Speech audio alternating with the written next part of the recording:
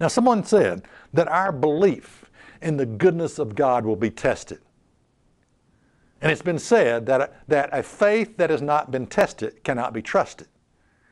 Is your faith being tested about the goodness of God?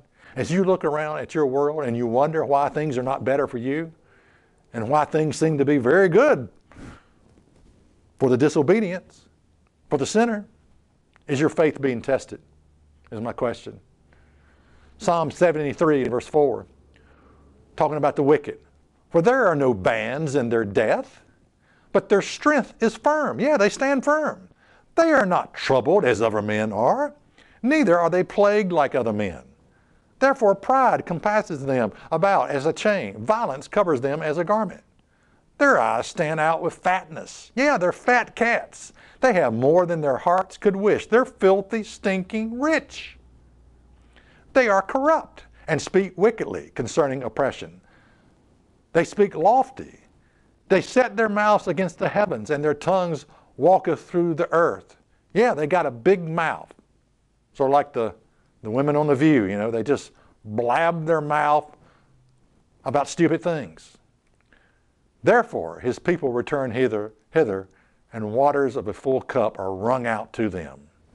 Continuing on in Psalm 73 and verse 11, and they say, the wicked say, how does God know? You know, maybe God's up in heaven and he's asleep or something.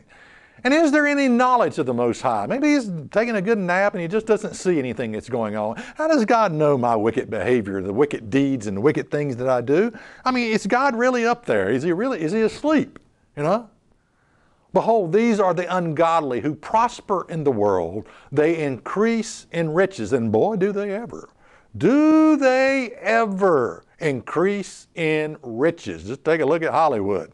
Do they ever increase in riches? Just take a look at, well, a lot of politicians also increase in riches. And just take a look at the world around you.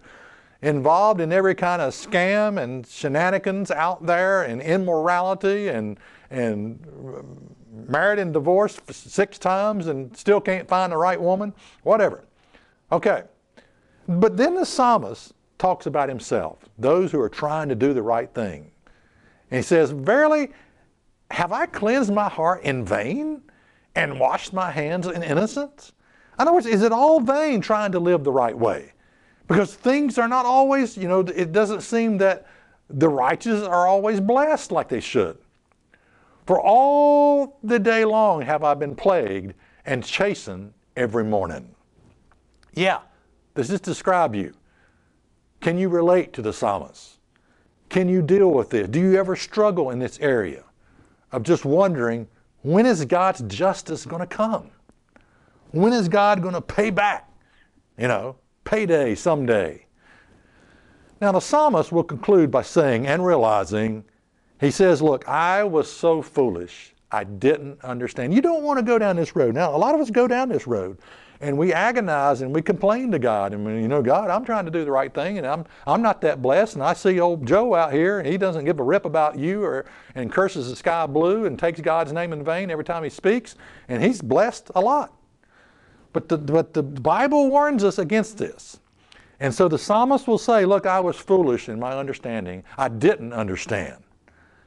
And he says in Psalm 73 and verse 17, until I went to the sanctuary of God, then I understood their end.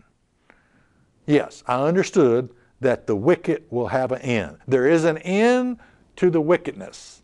Now, you may not see it in your lifetime, but one day you will experience the end of the wicked.